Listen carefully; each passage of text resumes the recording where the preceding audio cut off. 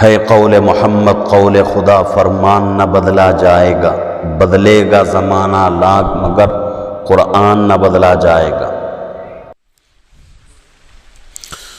الحمدللہ نحمده ونستعینه ونستغفره ونؤمن به ونتوکل علیہ ونعوذ باللہ من شرور انفسنا ومن سیئات اعمالنا، من يهده الله فلا مضل له ومن يضلله فلا هادي له، ونشهد ان لا اله الا الله وحده لا شريك له، ونشهد ان سيدنا وسندنا وحبيبنا ونبينا ومولانا محمدا عبده ورسوله، وصلى الله تعالى على خير خلقه محمد وعلى آله وأصحابه أجمعين، أما بعد۔ باب الفهم في العلم، وبه قال حدثنا علي بن عبد الله قال حدثنا سفيان قال لي ابن أبي نحيح عن مجاهد قال صحبت ابن عمر إلى المدينة فلم أسمعه يحدث عن رسول الله صلى الله عليه وسلم إلا حديثا واحدا، قال كنا عند النبي صلى الله عليه وسلم فأوتي بجمار فقال إن من الشجرة شجرة مثلها كمثل المسلم، فأردت أن أقول هي النخلة، فإذا أنا صغر القوم فسكت، فقال النبي صلى الله عليه وسلم هي النخلة، أو كما قال النبي صلى الله عليه وسلم۔ حدیث شریف کا سلسلہ الحمدللہ جاری ہے۔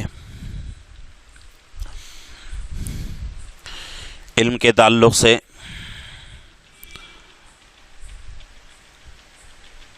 حدیثیں چل رہی ہیں، کتاب العلم چل رہا ہے۔ درمیان میں 2 ہفتے حدیث شریف کا درس نہیں ہو سکا۔ اس سے پہلے جو حدیث ہمارے سامنے آئی تھی، من یرید اللہ بہ خیرا یفقہہ فی الدین، یہ روایت تھی، یعنی کہ اللہ رب العزت جس کے ساتھ بھلائی کا ارادہ کرتے ہیں، اللہ اس کو دین میں سمجھ عطا کرتے ہیں۔ اس کے بارے میں بہت ساری باتیں ہمارے سامنے گزر چکی ہیں۔ آج جو حدیث ہمارے سامنے آ رہی ہے، حضرت امام بخاری رحمۃ اللہ علیہ باب باندھ رہے ہیں الفہم فی العلم، یعنی کہ علم میں سمجھداری پیدا کرنا۔ اس باب کے اندر جو حدیث ہمارے سامنے آ رہی ہے، حدیث کے راوی حضرت عبداللہ ابن عمر رضی اللہ عنہما ہیں۔ ان کے حالات پیچھے گزر چکے ہیں، بہت ہی اونچے صحابی اور امیر المؤمنین دوم حضرت عمر بن الخطاب رضی اللہ عنہ کے بیٹے، اور اللہ کے نبی پاک صلی اللہ علیہ وسلم کے سب سے چہیتے صحابی۔ اللہ کے نبی صلی اللہ علیہ وسلم کو آپ سے بڑی محبت تھی، اور اپنی زندگی میں اللہ کے نبی پاک صلی اللہ علیہ وسلم کی صحبت میں بہت ساری زندگی گزاری۔ اپنا ہر عمل اللہ کے نبی صلی اللہ علیہ وسلم کے عمل کے مشابہ بناتے تھے، چاہے وہ دن کی عبادتیں ہوں یا راتوں کی عبادتیں ہوں، یا پھر معاملات ہو یا معاشرتی زندگی ہو، ہر چیز حضرت عبداللہ ابن عمر رضی اللہ عنہما اللہ کے نبی صلی اللہ علیہ وسلم کے عمل کے اور اللہ کے نبی کی زندگی کی طرح بناتے تھے۔ اور آپ نے اللہ کے نبی صلی اللہ علیہ وسلم سے اپنی زندگی میں بہت ساری دعائیں لی ہیں، اور آپ کی دعاؤں کی برکت سے اللہ نے آپ کو ایسا علم عطا فرمایا تھا کہ بڑے بڑے صحابہ جو ہیں حضرت عبداللہ ابن عمر رضی اللہ عنہما سے مسائل دریافت کرتے تھے۔ آپ کے پاس ایسا علم موجود تھا، اور یہ اللہ کی دین ہے۔ اللہ رب العزت جس کو علم جتنا دینا چاہیں اللہ کی مرضی ہے، اور اللہ کے پاس اس کے لیے کوئی جو ہے قید نہیں ہے عمر کی کہ بھئی فلانا آدمی بڑا ہے عمر میں تو اس کو جو ہے علم میں زیادتی عطا کر دیں، ایسی بات نہیں ہے۔ اللہ رب العزت کبھی کبھی جو ہے بچوں کو بھی ایسا علم عطا کرتے ہیں کہ وہ علم اللہ بڑوں کو بھی عطا نہیں کرتے، جیسے کہ ہمارے سامنے حضرت عبداللہ ابن عمر رضی اللہ عنہما مثال کے اعتبار سے، اور اسی طریقے سے حضرت عبداللہ ابن عباس رضی اللہ عنہما، یہ دونوں ایسے صحابہ ہیں۔ حضرت عبداللہ ابن عباس رضی اللہ عنہما کی بھی روایتیں پیچھے گزر چکی، ان کے بھی حالات پیچھے گزر چکے۔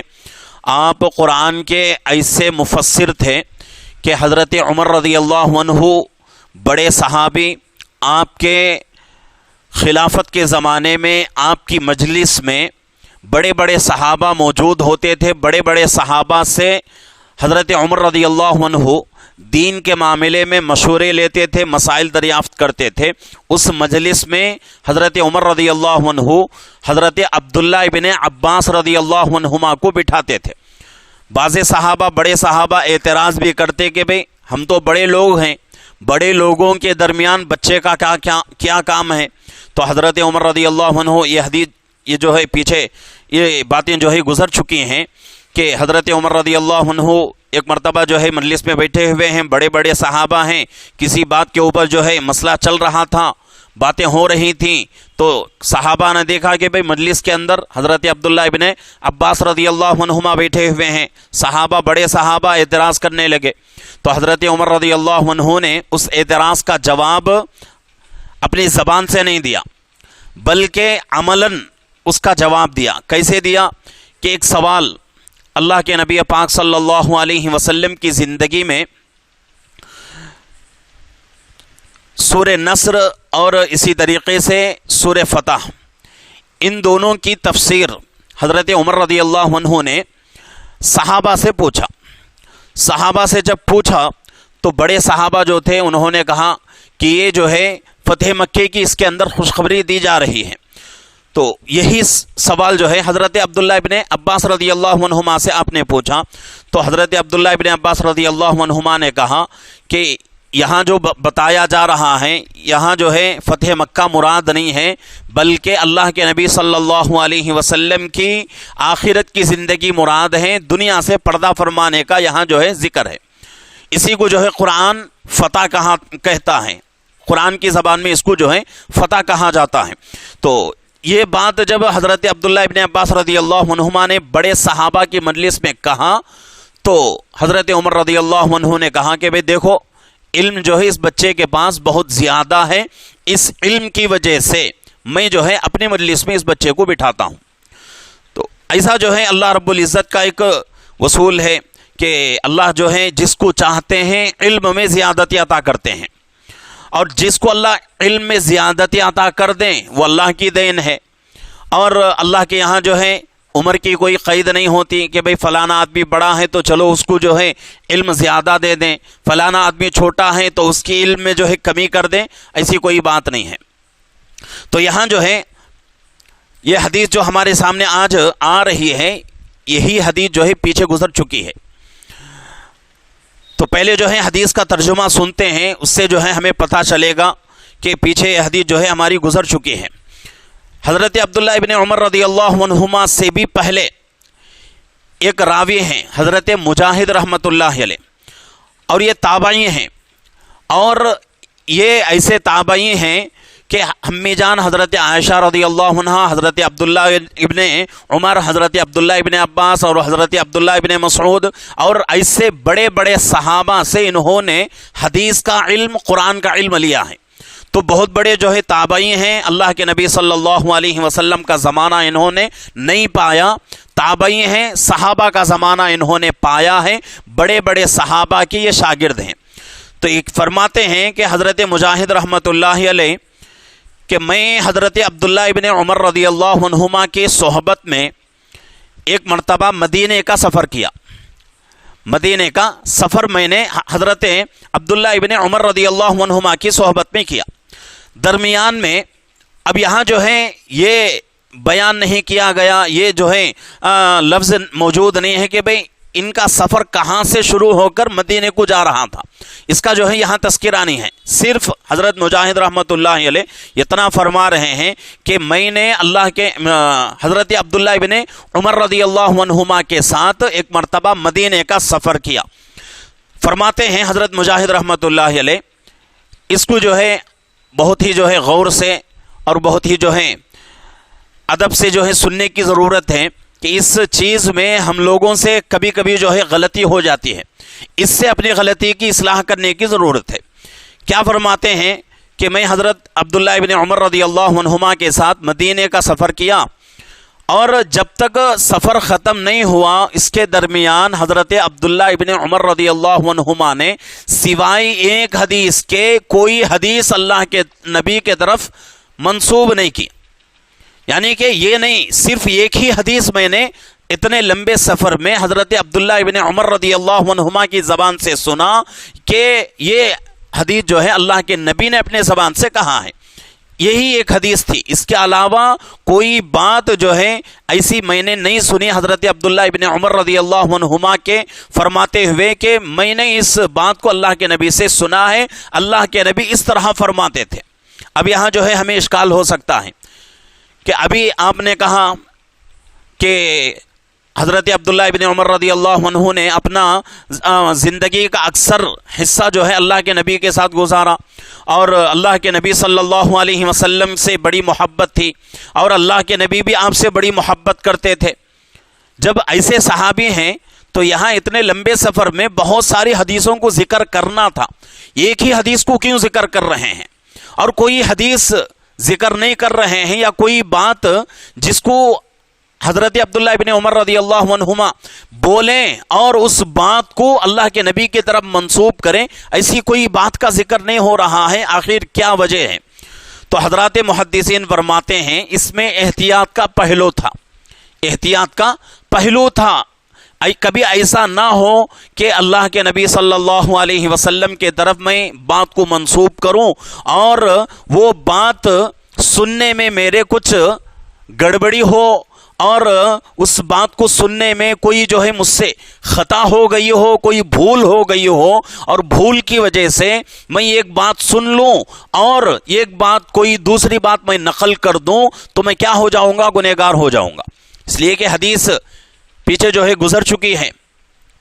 اگر کوئی آدمی اللہ کے نبی صلی اللہ علیہ وسلم کے طرف، اللہ کے نبی خود فرماتے ہیں کہ اگر کوئی آدمی میرے طرف جھوٹ منسوب کرتا ہے تو وہ آدمی اپنا ٹھکانہ جہنم میں بنا لے، اس کے لیے جہنم میں جانا ضروری ہے. کیوں؟ اس لیے کہ اللہ کے نبی کی طرف جھوٹ کی نسبت کر رہا ہے. تو اس احتیاط کی پہلو کی وجہ سے حضرت عبداللہ ابن عمر رضی اللہ عنہما حدیث نقل نہیں کر رہے ہیں اور حدیث کو اللہ کے نبی تک نہیں پہنچا رہے ہیں. اور اسی طریقے سے پہلے خلیفہ امیر المؤمنین حضرت ابو بکر رضی اللہ عنہ کتنے اونچے صحابی ہیں، سفر کے، حضر کے، ہر حالت کے آپ کے جو ہے صحابی، اور غار کے آپ کے ساتھی، جس کا ذکر قرآن میں موجود ہے. اور اللہ کے نبی صلی اللہ علیہ وسلم نے اپنے آخری زندگی کے دنوں میں یہ فرمایا کہ میں نے پورے انسانیت کا احسان چکا دیا ہے، لیکن ابو بکر کا میں نے احسان نہیں چکا سکا. اپنی زندگی میں ابو بکر کا احسان نہیں چکا سکا، اور قیامت کے دن اللہ رب العزت میرا یہ احسان میرے طرف سے اللہ خود چکائیں گے. تو اتنا اونچا مقام حضرت ابو بکر رضی اللہ عنہ کا. اور ہمارے اہل سنت والجماعت کا عقیدہ ہے کہ نبیوں کے بعد دنیا میں سب سے عابد اور سب سے برگزیدہ اگر کوئی بندے ہیں، سب سے مقبول اللہ کے کوئی بندے ہیں نبیوں کے بعد، وہ حضرت ابو بکر رضی اللہ عنہ ہیں. اتنے اونچے صحابی، لیکن آج تک جتنی حدیثیں ہمارے سامنے گزری ہیں مجھے یاد نہیں پڑتا کہ ایک روایت بھی حضرت ابو بکر رضی اللہ عنہ کی ذکر ہوئی ہو. حضرت ابو بکر رضی اللہ عنہ کے پاس حدیثوں کا بڑا ذخیرہ موجود تھا، لیکن حضرت ابو بکر رضی اللہ عنہ نے اس کو اپنی زندگی میں ہی کیا کر دیا؟ صحابہ کو دے کر اس کو جو ہے دفن کرا دیا. اور اس ڈر کی وجہ سے دفن کرا دیا کہ میں نے اس کو اپنے ہاتھ سے خود لکھا ہے. اپنے ہاتھ سے ان روایتوں کو، ان حدیثوں کو میں نے اپنے ہاتھ سے خود لکھا ہے. ایسا نہ ہو کہ اللہ کے نبی کوئی بات کہہ دیے ہوں اور بھول کر میں دوسری بات لکھ لیا ہو اور یہ بات امت میں پھیل جائے تو میں کیا ہو جاؤں گا؟ گنہگار ہو جاؤں گا. تو حضرات صحابہ میں اتنا احتیاط تھا. آج ہم لوگ جو ہیں اس کا کوئی جو ہے لحاظ نہیں کرتے، بس اپنی زبانوں پر جو ہے جاری ہو جاتا ہے. اللہ کے نبی نے یہ فرمایا. اسی لیے ہمارے جو ہے دعوت و تبلیغ کا اصول ہے کہ آدمی کے لیے ضروری ہے کہ آدمی کیا کرے؟ بیان کرتے ہوئے حدیث نقل کرنا پڑے تو ڈائریکٹ آدمی جو ہے حدیث نقل نہ کرے، بلکہ یہ کہیں کہ فلانے حدیث کا مفہوم اور خلاصہ یہ ہے. یہ جو ہے اصول ہے ہمارا. تو اس اتنا جو ہے احتیاط برتنے کی ضرورت ہے. اگر کہنے میں کچھ غلطی ہو جائے تو امت میں وہ چیز جو ہے پھیل جائے گی، اور جب پھیل جائے گی تو پھر جو ہے کہنے والا اور بولنے والا گنہگار ہو جائے گا. تو اسی لیے جو ہے حضرات صحابہ حدیث کو نقل کرنے میں بہت احتیاط کرتے تھے. تو اسی طریقے سے حضرت عبداللہ ابن عمر رضی اللہ عنہما بھی بہت احتیاط کر رہے ہیں، لیکن سوائے ایک حدیث کے، اس حدیث کے بارے میں حضرت عبداللہ ابن عمر رضی اللہ عنہما فرماتے ہیں کہ ایک مرتبہ ایسا ہوا، اللہ کے نبی صلی اللہ علیہ وسلم کے پاس کسی آدمی نے کھجوروں کا مغز، یعنی کہ کھجور کا جو اندر کا حصہ ہوتا ہے اس کو جو ہے ایک جگہ جمع کر کے گٹلیوں کو نکال کر، گٹلی جب نکل جاتی ہے تو اس کو کھجور نہیں کہا جاتا بلکہ کھجور کا مغز کہا جاتا ہے. تو وہ مغز لا کر کسی نے اللہ کے نبی کے سامنے پیش کیا.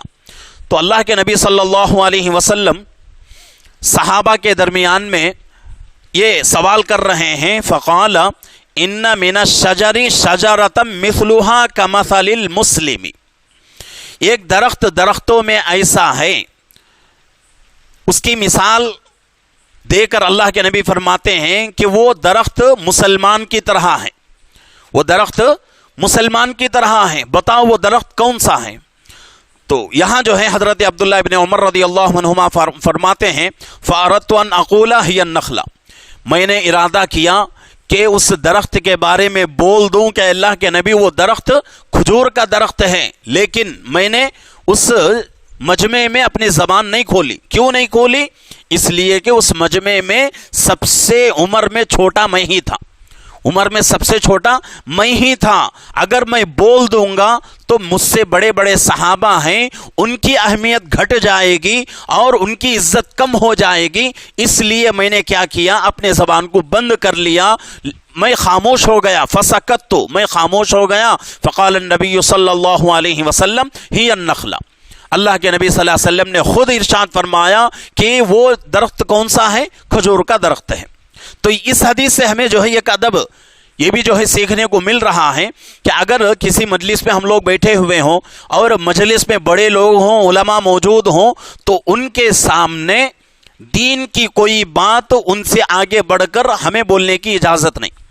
اگر ہمیں وہ چیز معلوم ہے، وہ مسئلہ ہمیں معلوم ہے اور 100% یقین کے ساتھ ہمیں معلوم ہے، پھر بھی جو ہے ہم کو جو ہے بولنے کی اجازت نہیں ہے. اس وجہ سے اجازت نہیں ہے کہ ہم سے بڑے جو ہے عمر میں یا علم میں بڑے لوگ مجلس میں بیٹھے ہوئے ہیں، اگر ہم ان کے سامنے یہ بات کہہ دیں گے تو ان کے ساتھ بے ادبی ہو جائے گی. تو اس ادب کو جو ہے یہاں حضرت عبداللہ ابن عمر رضی اللہ عنہما امت کو سکھا رہے ہیں، عمل کر کے.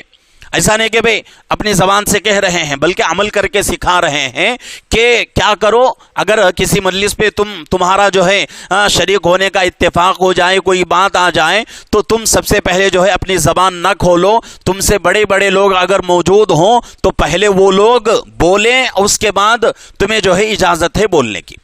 اور یہی حدیث جو ہے پیچھے گزر چکی، اور اس مجلس میں یہاں تو اس کا ذکر نہیں ہے، یہاں بس اتنی ہی حدیث ہے اور حدیث جو ہے ختم ہو گئی. اللہ کے نبی نے فرمایا کہ وہ درخت کون سا ہے؟ کھجور کا درخت ہے. لیکن اس سے پہلے حدیث گزر چکی ہے، اس حدیث میں یہ ذکر موجود ہے کہ اس مجمع میں خود حضرت عمر رضی اللہ عنہ بھی موجود تھے. اللہ کے نبی صلی اللہ علیہ وسلم نے سوال کیا. حضرت عبداللہ ابن عمر رضی اللہ عنہما بولنا چاہتے تھے لیکن ادب کی وجہ سے بڑے صحابہ کا ادب کا خیال تھا ان کو, تو انہوں نے اس سوال کا جواب نہیں دیا. گھر آنے کے بعد اپنے ابا سے کہنے لگے کہ ابا جان, اللہ کے نبی نے جو سوال کیا تھا وہ جواب میرے دل میں پہلے آ چکا تھا اور میں نے اس کا جواب نہیں دیا اس وجہ سے کہ میرے سے بڑے عمر کے لوگ مجلس میں بیٹھے ہوئے ہیں, اس لیے بے ادبی سمجھ کر میں نے اپنی زبان نہیں کھولی. تو حضرت عمر رضی اللہ عنہ کہنے لگے کہ بیٹا اگر تو اس سوال کا جواب دے دیتا تو میرے لیے بڑی خوشی کی بات ہو جاتی. کون کہہ رہے ہیں؟ ابا, والد اپنے بیٹے کو. حضرت عمر رضی اللہ عنہ حضرت عبداللہ ابن عمر رضی اللہ عنہما سے کہہ رہے ہیں اگر اس سوال کا جواب دے دیتا تو میرے لیے کیا ہو جاتا؟ فخر کی بات ہو جاتی, میرے لیے خوشی کی بات ہو جاتی. تو دونوں کا جو ہے نظریہ الگ ہے. حضرت عبداللہ ابن عمر رضی اللہ عنہما اپنے جگہ میں صحیح اور حضرت عمر رضی اللہ عنہ بھی اپنے جگہ میں صحیح. اس وجہ سے ظاہر سی بات ہے کہ لوگوں کے درمیان میں کسی کا بچہ کوئی اچھا کام کرے تو اس اچھے کام کو دیکھ کر باپ کو فخر محسوس ہوتی ہے, فخر محسوس کرتا ہے باپ کہ بھئی اتنے بڑے مجمع میں میرا بچہ جو ہے اتنا اچھا کام کیا. تو اس وجہ سے حضرت عمر رضی اللہ عنہ نے کہا کہ بھئی اگر تم اس کا جواب دے دیتے تو میرے لیے خوشی کی بات ہو جاتی. اور دوسری بات یہ ہے کہ اگر تم جواب دے دیتے تو اللہ کے نبی سے بھی تم کو کیا ملتی؟ دعائیں ملتی اور تمہاری زندگی میں تمہارے علم میں برکت ہو جاتی. تو یہ جو ہے دونوں کا جو ہے اپنے اپنے جو ہے مقام پر نظریہ ہے اور دونوں جو ہے اپنے مقام پر صحیح ہیں. تو اس حدیث میں ہمیں جو ہے یہ ادب سیکھنے کو مل رہا ہے کہ بڑے لوگوں کے سامنے یا علماء کے سامنے اگر کوئی بات آ جائے تو فوراً جو ہے اپنی زبان نہ کھولیں بلکہ ان کے کہنے تک انتظار کریں. ان کے بعد اگر کوئی اعتراض ہو تو ہم جو ہے اعتراض مجلس میں رکھ سکتے ہیں. کوئی بات اگر ہمارے دل میں آ رہی ہے تو وہ بات ہم جو ہے اپنے دل میں رکھ سکتے ہیں, اپنے جو ہے مجلس میں رکھ سکتے ہیں. ایسا نہیں کہ بھئی اس سے پہلے ہم جو ہے اپنی زبان سے مسائل بیان کر رہے ہیں. اور یہ مسائل کا جو مسئلہ ہے بہت ہی نازک مسئلہ ہے. اگر ان مسائل میں عام لوگ پڑھیں گے تو پھر جو ہے عام لوگ جو ہے گمراہ ہو جائیں گے. اس لیے کہ اللہ کے نبی پاک صلی اللہ علیہ وسلم نے حدیث میں ارشاد فرمایا قیامت کے قریب ایک ایسا زمانہ آئے گا کہ لوگ علماء کو چھوڑ کر جاہلوں سے مسائل معلوم کریں گے اور جاہل کو خود جو ہے اس مسئلے کا جواب معلوم نہیں ہوگا, پھر بھی وہ آدمی جواب دے گا, جواب دینے والا بھی گمراہ ہو جائے گا اور جو آدمی جواب لے رہا ہے وہ آدمی بھی گمراہ ہو جائے گا. اور وصول بھی ہے یہ, اگر کوئی آدمی کسی مسئلے کو بیان کر دے, کسی مسئلے کو بتا دے حالانکہ اس کے پاس اس مسئلے کا علم نہیں ہے تو وہ آدمی اگر وہ مسئلہ صحیح بھی بتا دیا ایک گناہ اس کو ہو جائے گا, ایک گناہ اس کو ہو جائے گا. تو اس لیے جہاں تک ہو سکے مسائل کے تعلق سے علماء سے جو ہے رابطہ کرنا ہے اور علماء سے رابطہ کیے بغیر کسی مسئلے میں فیصلہ کرنے کا ہم لوگوں کو ذرہ بھی جو ہے حق نہیں ہے. اگر ہم لوگ اس کے بارے میں فیصلہ کریں گے تو پھر کیا ہو جائے گا؟ ہمارا ہی جو ہے نقصان ہو جائے گا. مثال کے اعتبار سے ہم جو ہے گھر بنا رہے ہیں, گھر کے اندر جو ہے کوئی کام کرانا ہو, مثال کے اعتبار سے لکڑی کا کام کرانا ہے تو ہم کس کو بلائیں گے؟ کارپینٹر کو بلا کر ہی کام کرائیں گے. ایسا نہیں کہ بھئی کارپینٹر کا کام, لکڑی کا کام ہم جو ہے کسی دوسرے آدمی کو بلا کر, ٹیلر کو بلا کر یا پھر جو ہے کسی دوسرے فن والے کو بلا کر کرائیں گے تو کام ہمارا ہو سکتا ہے؟ نہیں ہو سکتا. کام ہمارا ہونے کے بجائے کیا ہو جائے گا؟ بگڑ جائے گا.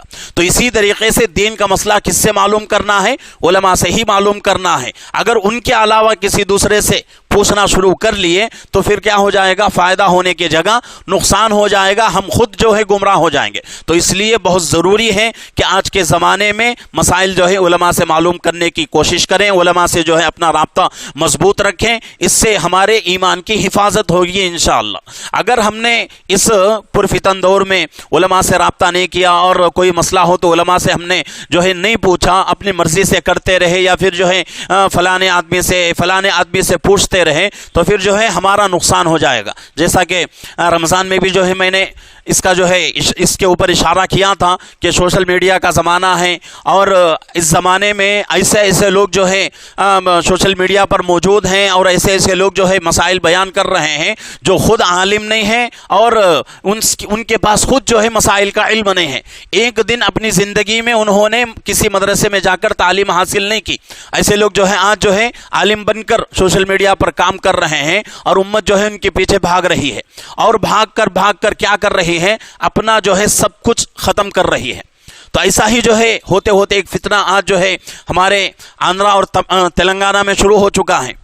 اس کے بارے میں جو ہے ایک 2-3 مہینے سے میرا جو ہے ارادہ تھا کہ بھئی کچھ باتیں عرض کروں، لیکن اتفاق نہیں ہوا. آج جو ہے بات آ چکی ہے تو عرض کر رہا ہوں کہ ایک فتنہ ایسا جو ہے پیدا ہو چکا ہے، خصوصاً ہمارے آندھرا اور تلنگانہ میں، کہ ایک آدمی اپنے آپ کو کیا کہتا ہے، عالم کہتا ہے، حالانکہ پینٹ شرٹ پہنا ہوا ہے، داڑھی اس کے چہرے پر نہیں ہے، ٹوپی وہ نہیں پہنتا، اور سوشل میڈیا پر اور اس کے فالوورز جو ہیں کئی ہزاروں میں ہیں، اور وہ آدمی سراسر نماز کا انکار کر رہا ہے، اور اسی طریقے سے قرآن کا انکار، حدیث کا انکار وہ آدمی کر رہا ہے. نماز کے بارے میں کہہ رہا ہے کہ نماز دین کے اندر کوئی عبادت ہی نہیں ہے، نماز کا کوئی جو ہے ذکر ہی نہیں ہے دین کے اندر. تو ایسے جو ہے باتیں آ رہی ہیں، اور یہ باتیں کیوں آتی ہیں؟ علم نہ ہونے کی وجہ سے. علم ہمارے پاس نہیں ہے، پھر بھی ہم لوگ جو ہے عالم بن کر بیان کرنا شروع کریں گے تو پھر ایسا ہی جو ہے حال ہوگا.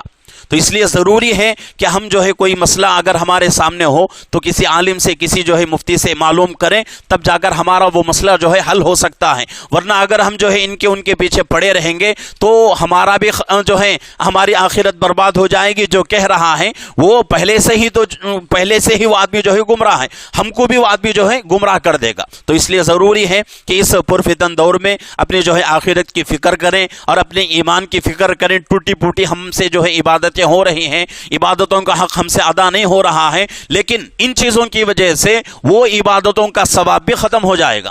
تو اس لیے ضروری ہے کہ اپنے آپ میں جو ہے ایک فکر پیدا کریں، اور دینداری کی اور دین کے اپنے جو ہے اعمال کی فکر کریں، اور کوئی مسئلہ ہو تو فوراً جو ہے کسی عالم سے جو ہے رابطہ کریں. انشاءاللہ ہماری عبادتیں محفوظ رہیں گی اور ہمارا ایمان محفوظ رہے گا. جو بھی کام ہم کریں گے وہ کام جو ہے انشاءاللہ سنت کے مطابق اور قرآن کے حکم کے مطابق ہمارا وہ کام ادا ہو جائے گا. اللہ رب العزت سے دعا ہے کہ اللہ رب العزت ہم تمام کو صحیح طریقے سے زندگی گزارنے کی اور قرآن حدیث کے مطابق، اس کے احکامات کے مطابق زندگی گزارنے کی اللہ ہم سب کو توفیق عطا فرمائے. اور خصوصاً اس پرفتن دور میں اپنے ایمان کی حفاظت کرنے کی، اور کوئی بھی مسئلہ ہو تو اپنے جو ہے علماء سے رابطہ کر کے اپنے مسائل کو حل کرنے کی اللہ ہم سب کو توفیق عطا فرمائے.